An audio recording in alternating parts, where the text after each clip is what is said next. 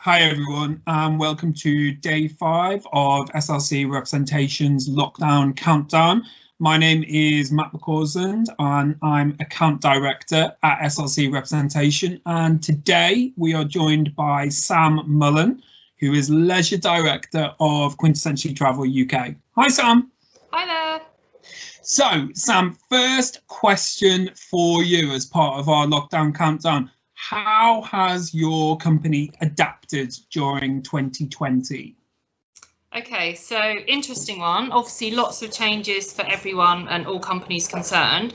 I'd probably say in looking at that question, I'd split it into two halves really. So looking at the ways that we've adapted internally and also externally. So if we start with internally, we've had to adapt to deal with the challenges of operating often on far less manpower than we've been used to in the past. So with furloughs, that's obviously meant we've got far less, but we still need to provide the same, if not better, level of service to our clients. This has meant that existing staff are working harder than ever and in changed circumstances. We all know that much of 2020 has been spent working from the new normal, the home office, but we've also recognised how this has changed our everyday working life.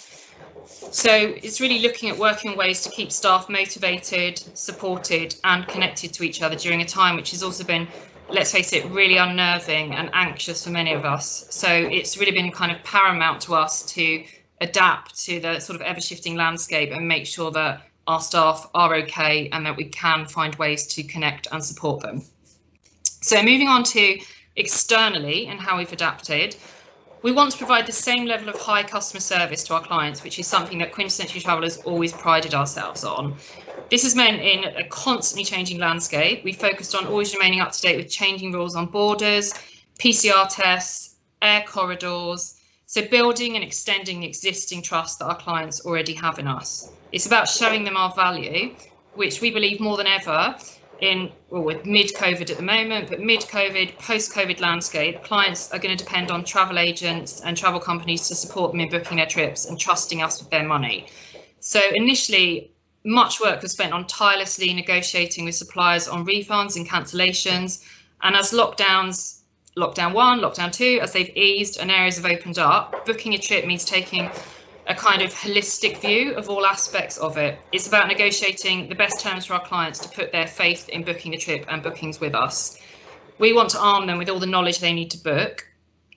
We also ensure that we update them every step of the way when rules do change. As we've seen, it's far from static, it's changing all the time, so it's making sure that we stay up to date with all of those changes.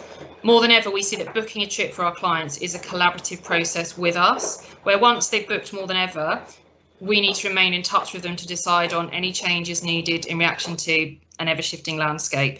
And also just in terms of adapting, so just things like our marketing constantly has to adapt, because we took the view that we wanted our marketing to reflect in real time destinations that people could travel to, rather than, I think there is a lot to be said sort of looking at, where are you dreaming of going to, what's on your bucket list, but we sort of made the decision that we wanted to focus on places where people could actually book to go to. So it's meant sort of remaining really, really nimble with all the marketing content that we put out, often pulling things at last minute or implementing new campaigns, and just in terms of Instagram, sort of changing it very, very quickly. So just remaining nimble has been really, really important, I'd say.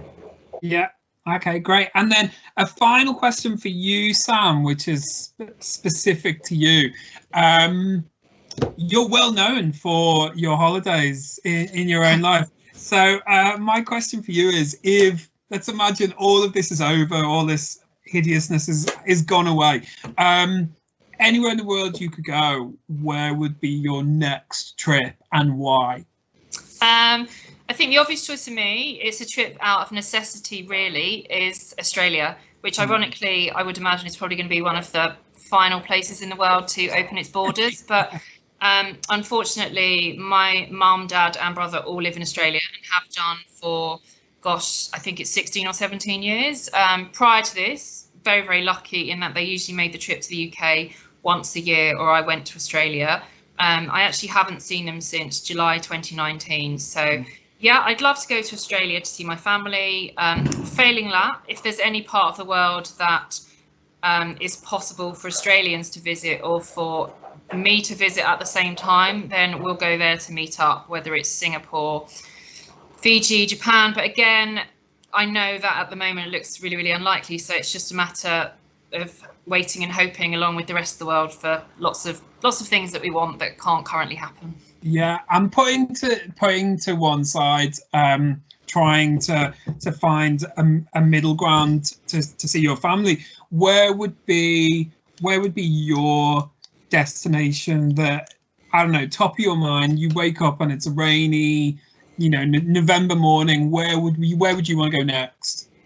A couple of things really. In terms of when it's raining, destinations in the Indian Ocean always really appeal. I went to the Seychelles very briefly last year, absolutely loved it there. So I'd love to go back there just for some sunshine, some vitamin D, just to relax. What did you love about it so much?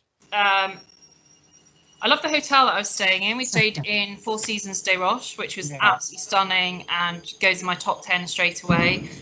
Just really, really beautiful destination.